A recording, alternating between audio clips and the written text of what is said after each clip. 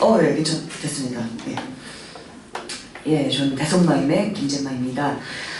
원장님께서 말씀해 주신 것처럼 올해 수능이 굉장히 어려웠습니다. 특히 이제 거의 지금까지 역대 가장 어려웠다고 불렸던 수능은 1구 수능이었습니다. 1구 수능은 수식어가 심지어 불수능이 아니라 마그마 수능, 이게 1구 수능이었습니다. 근데 이 수능에 지금 이제 현재 오르내리고 있는 등급 컷이 거의 1구 수능 수준보다 혹은 조금 더 아래로 형성될 수도 있다는 이야기가 나올 정도로 굉장히 어려웠던 수능이 맞습니다. 자, 근데 이 수능이라는 것이 왜 이렇게 어려웠냐? 이게 이제 굉장히 중요할 텐데, 사실 선택 과목보다 변별력을 공통 과목에서 준 거는 이제 맞습니다.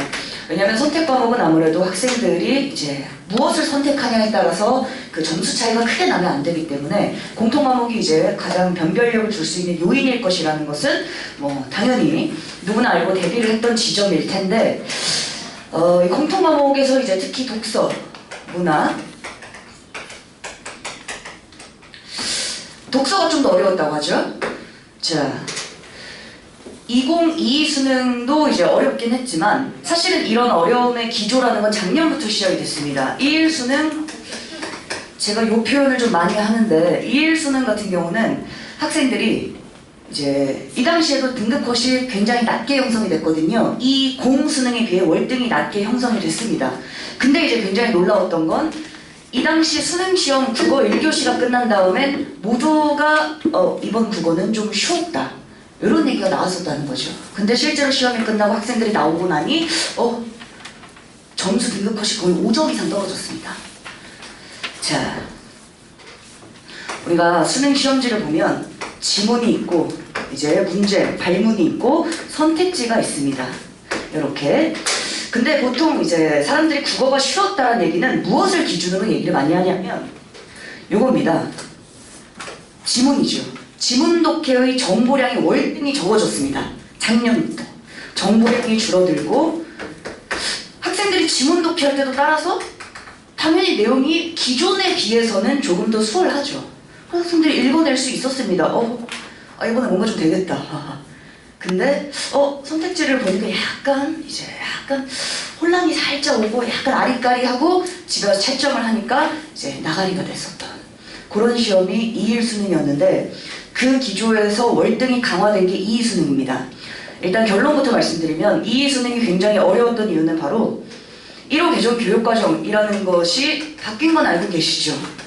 작년부터 바뀌었습니다. 작년부터 이제 수능이 바뀌었고 올해는 온전히 반영된 첫 해입니다. 왜냐하면 선택 과목이 포함이 됐기 때문에. 1호 개정 교육과정으로 바뀐다는 게 뭐 엄청난 차이가 있냐? 이 당시에 모든 강사들이 차이가 없다고 했죠.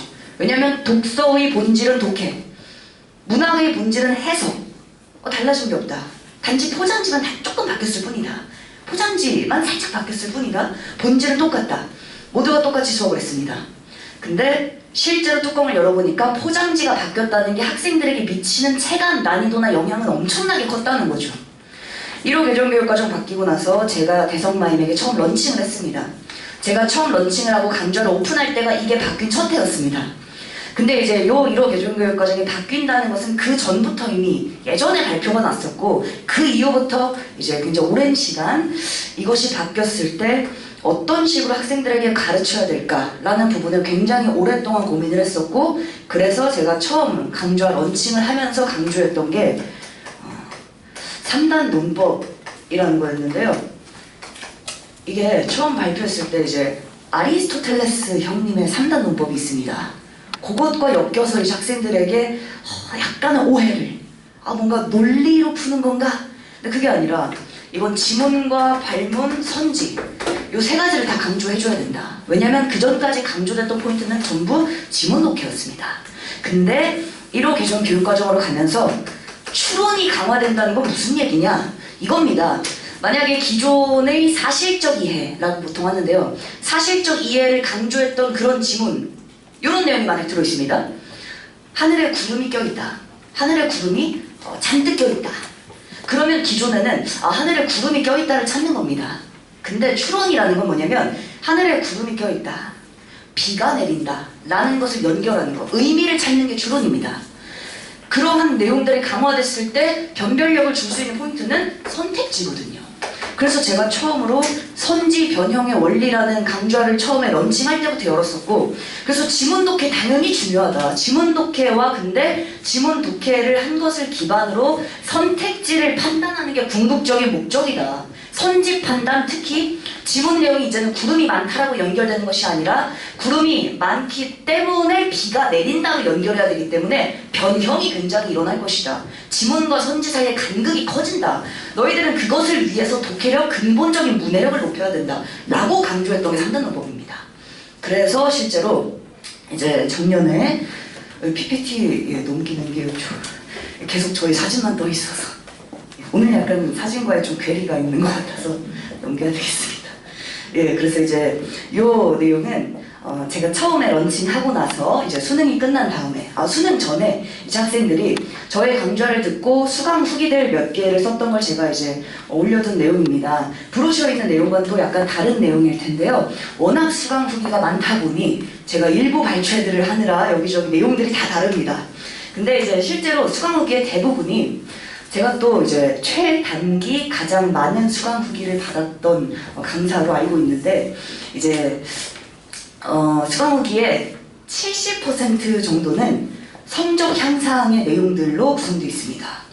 그래서 이제 대부분 실제로 얼굴로 입덕해서 이제 성적으로도 나간다, 이런 얘기가 굉장히 많았었던, 개인적으로 굉장히 뿌듯했었죠. 예, 그래서 학생들의 실력이 이렇게 오를 수 있었던 이유는 무엇일까? 전 철저한 분석에 있다고 봅니다. 철저한 출제 경향에 대한 분석, 기존의 반성대로 가르치지 않는 방식, 변화했다면 분명히 가르치는 방식도 변화해야 되겠죠?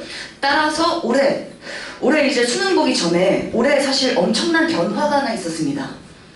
뭔지 아십니까? 2021년 6월 6평은 수능 전에 보는 가장 중요한 시험인데요. 6평에서 엄청난 변화를 하나 보여줬던 게 뭐였냐면, 독서 지문이 본래 3개 나오던 지문이 4개가 출제됐다는 점이었습니다.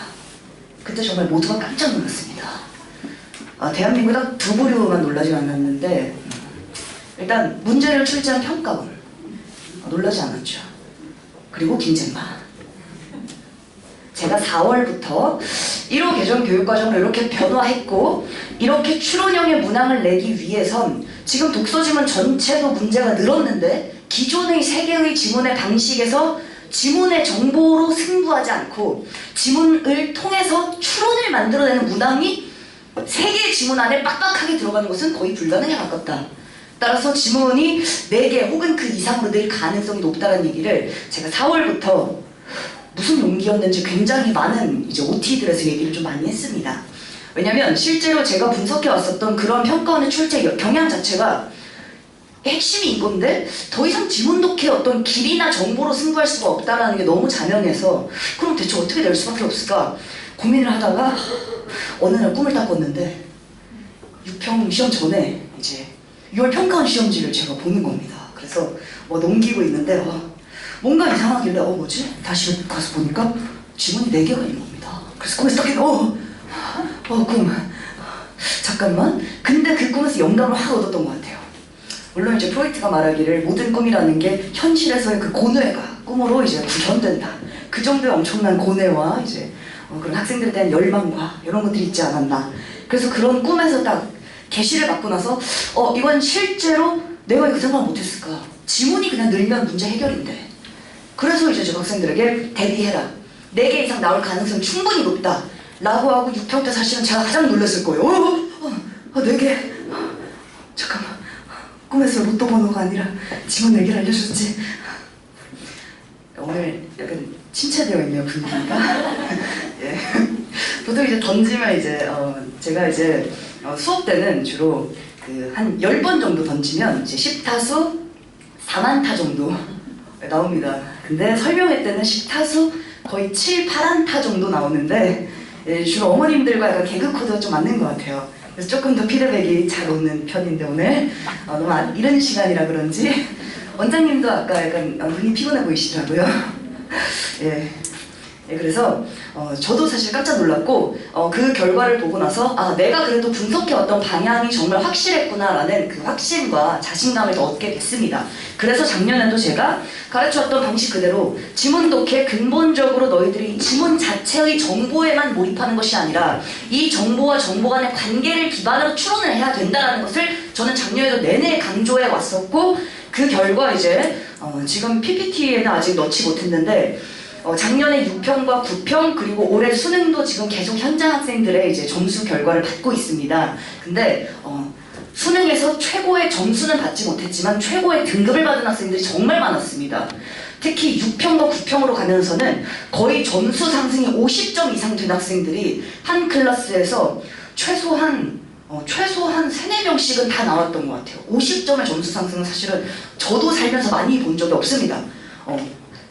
보통 이제 있을까 말까 한 그 정도의 점수였는데 올해는 그러한 점수 향상이 굉장히 많은 것을 봤을 때 학생들이 굉장히 잘 따라와주고 있고, 올해 확실히 분명히 변화된 달라진 그러한 경향들이 확실하구나 라는 것들을 좀 많이 느꼈고요.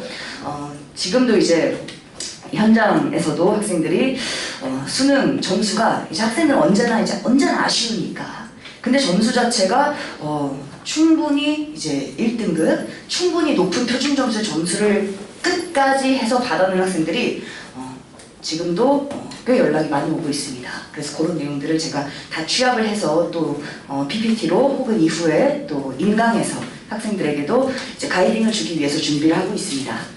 예, 그래서 이제 핵심을 좀 말씀드리면, 독서 같은 경우 이제 주제통합형 지문 자체는 뭐 이제 당연히 이제 출제가 되는 것이고, 핵심은 이런 출제 기조의 변화라는 것이 이번 시험에서 보다 더 강화되고 명시화됐다는 겁니다. 그 내용이 바로 추론적 독해로의 의식적 전환가 완전히 이루어져야 하는 시간이 바로 지금 겨울방학 시간입니다. 학생들이 지금까지 공부해왔던 내신이나 아니면 1학년, 2학년 모의고사의 문제풀이로 형성됐던 자신의 사고 자체를 완전히 바꿔야 됩니다. 실제로 이러한 추론적인 독해를 할 수 있는 학생들 많지 않습니다. 제가 예전에 강사를 처음 할 때 제가 논술과 국어를 같이 가르쳤었는데요. 그때 이제 논술이 사실은 요 추론의 정점이 논술입니다. 근데 학생들이 이제 글을 딱 써올 때 보면 2000자를 처음부터 끝까지 그 어린 고3 학생들이 다 채워내야 되니까 처음에 글을 딱 보면 비인간의 글을 딱 냅니다.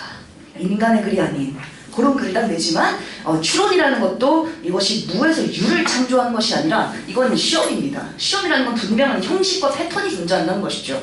그러한 형식에 대한 익숙함, 그 익숙함이 곧 실전성입니다. 실전성이 다른 게 아니라 뭔가 애매하고 추상적인 무언가가 아니라 분명히 시험의 형식과 시험의 유형에 대한 분석과 그에 대한 경향성의 이해, 그에 대한 공부가 바로 학생들의 추론적인 의식을 만들어내는 것이죠. 그래서 논술에 2000자도 채우게 만드는데, 그 당시 제가 또 이제 같이 팀으로 논술 수업을 했었던 그 저희 팀이 2011년부터 2018년까지죠. 이제 2018년 그쯤에 전국 이제 기념 편입 연고대 편입 1위였습니다. 논술 합격자가 가장 많았다는 얘기죠. 그래서 그러한 추론적인 독해를 올해 고3 학생들이 분명하게 준비를 해야 되겠고, 특히 올해 수능 시험이 어렵기도 했지만 등급 컷이 그 정도로 낮았다는 것은 실제로 학생들이 이에 대한 대비가 거의 되어 있지 않다는 얘기입니다. 그래서 그러한 부분들 강조하는 것이 목적이 되겠습니다. 예, 이게 이제 올해 수능에 나왔었던 내용들인데, 지문 자체만 보면 과거에 17학년도부터 19학년도까지 나왔었던 그 지문과 비교했을 때 어마무시하게 어려운 지문의 내용은 결코 아닙니다. 하지만 분명 추론적인 선택지들이 정말 많이 들어가 있어서 학생들이 판단하기에 정말 어렵다는 건 맞죠. 자, 이건 예시문항이고요. 예. 그래서 이제 1호 개정교육과정 이후에 달라진 변화를 준비하는 게 이게 가장 중요합니다. 여전히 이제 제가 굉장히 놀랐던 건 뭐였냐면, 올해 수능도 이렇게 나왔는데도 꽤 적지 않은 강사들이 자신의 강좌나 강의를 소개할 때 많은 정보량을 어떻게 다룰 것인가로 자신의 독서의 강좌를 소개합니다. 굉장히 깜짝 놀랐습니다. 어떻게 보면 약간은 그 직무유기라고도 볼 수 있죠. 정보량은 결코 많아지진 않았거든요. 정보량은 분명히 줄었고, 그렇게 지문 독해가 수월해졌는데도 대체 왜 어렵냐, 이게 핵심입니다. 핵심은 추론이라는 거죠. 자, 그래서 이제 강의 연계 포인트 이런 내용들은 일단은 지금은 좀 넘어가도록 하겠습니다. 자, 문학에 대해서 설명을 좀 드리면 문학도 마찬가지입니다. 문학에서 EBS 연계가 50%로 줄었다. 이게 또 올해 가장 중요했던 화두 중 하나였는데 50%로 줄었지만 사실 실질적인 연계는 적진 않았습니다. 6평에서도 9평에서도 그리고 수능에서도 적진 않았습니다. 꽤 많은 작품들이 연계가 됐고요. 7개 중에 이제 3개의 작품이 연계가 되고 하나는 작가 연계가 되긴 했지만 실질적인 연계는 꽤 됐다고 볼 수 있죠. 근데 이 지점은 제가 계속 강조했던 것 중 하나가 뭐냐면 연계가 됐다 안 됐다는 전혀 중요한 사항이 아니라는 겁니다. 작년에 이제 9평 시험이었죠. 작년 9평 시험에서 그러니까 이 1학년도 9평 시험에서 만흥이라는 작품이 나왔습니다. 그 작품을 정말 주목해 주셔야 됩니다. 왜냐면 만흥이라는 작품은 아마 집에서 이제 자녀분께 여쭤보는 게 아니라 물어보면 이렇게 얘기할 겁니다. 만흥을 모르는 사람은 한 명도 없다. 만흥은 모두가 다 알고 있습니다. 근데 그러한 작품이 9평이 나왔을 때 거기서 오답률 1위, 2위가 나왔습니다. 그게 중요한 포인트죠. 왜 그랬을까? 그렇다면 다 아는 작품인데 보통 우리가 문학작품 하면 이 문학작품에 대한 이해가 있고 내가 아는 작품이면 무조건 맞히는 게 당연하다고 생각하지 않습니까? 똑같습니다. 이것도 정보에 대한 확인이 아니라는 거죠. 알고 있는 작품의 그 정보를 확인하는 것은 당연히 많은 작품을 얼마나 수능 전에, 시험 전에 알고 있었냐가 중요하겠지만 아는 작품이 나왔는데 거기서 오답률 1위가 나온다? 그것도 전국의 수험생들이 거기서 오답률 1위, 2위가 나왔다는 얘기는 더 이상 작품에 대한 이해 자체가 중요한 게 아니라는 겁니다. 그것을 뛰어넘는 게 필요하다는 거죠. 그게 바로 올해 역시 1호 개중교육과정에서 강화되고 있는 문학사 그리고 상호 텍스트성입니다. 거기에 보기를 통해서 이 작품에 대한 해석을 완전히 다르게 만들고 이 작품을 설명하는 선택지의 개념어를 학생들이 기존에 공부하고 기존에 다들 많이 알고 있는 정보로 넣어두지 않으면 학생들 판단하지 못합니다. 따라서 문학은 어떻게 공부해야 되냐? 역시 문학은 자체로 자신이 작품을 읽어내는 훈련을 해야 됩니다. 아는 작품이 나와도 읽어야 됩니다. 왜냐? 내가 암기하고 내가 알고 있는 정보를 그대로 묻지 않거든요. 절대로. 올해도 그래서 EBS 연계가 50%로 줄었다고 했지만 사실 작년에 70%이던 시절보다 6, 9평에서 더 많이 나왔습니다. 문제가. 자신이 있었던 거죠. 아는 작품 가지고 와서 학생들이 다 아는 작품인데? 그래도 그걸로 변별력을 줄 수 있다는 자신감이 있다는 겁니다. 그 자신감은 바로 보기와 선택지에서 나옵니다.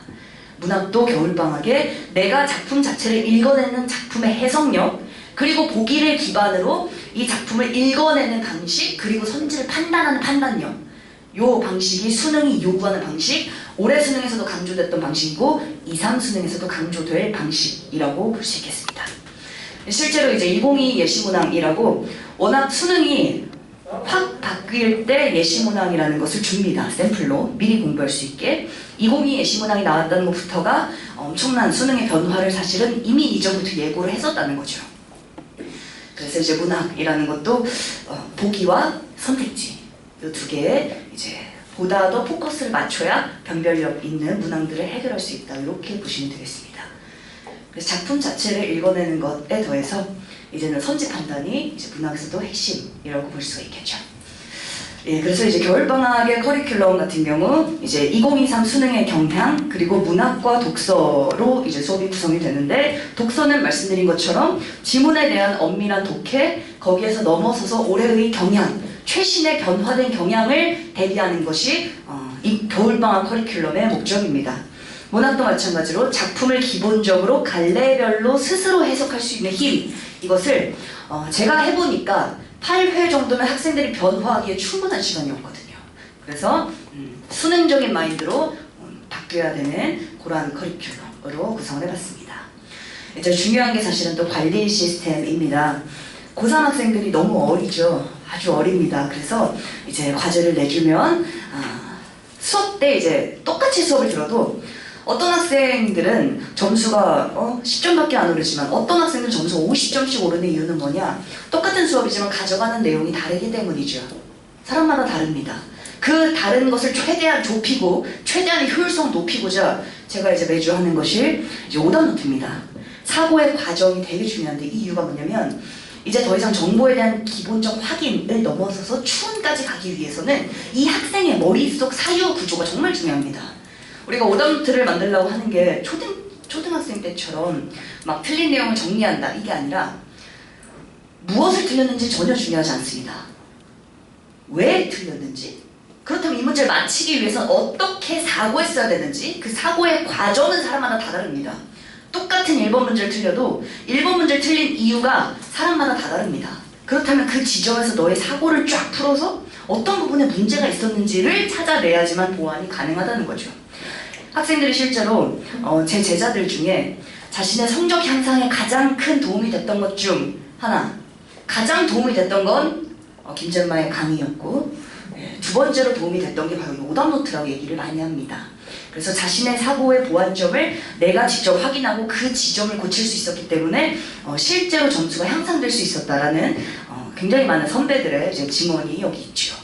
그리고 또 이제 1등급 최종 감각 클리닉이라고 해서 요즘 뭐 주간지들 많이 풉니다. 매주 학생들이 와서 과제 이만큼씩 가져가고 집에서 문제를 풀고, 그게 이제 여름방학이 되면은 바닥에도 여기까지 쌓입니다.